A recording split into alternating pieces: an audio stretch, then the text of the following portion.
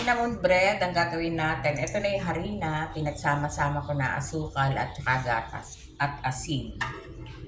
Pagsama-samahin lang natin to dito. Dito natin siya mamasahin para mabilis.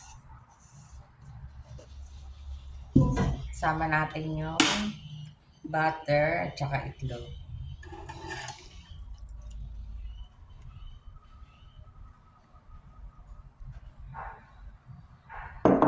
Tsaka yung pinaproof na natin na yeast.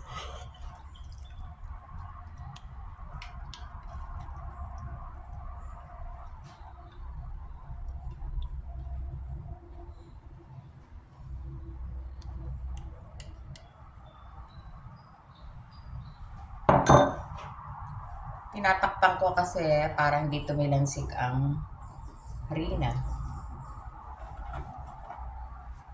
Natin paantayin.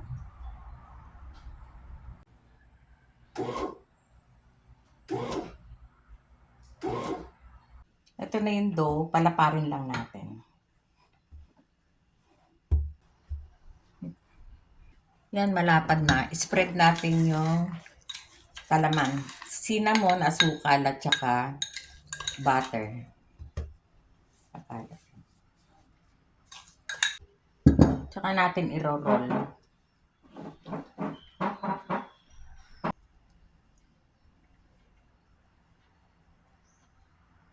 Tsaka natin hati-hatiin.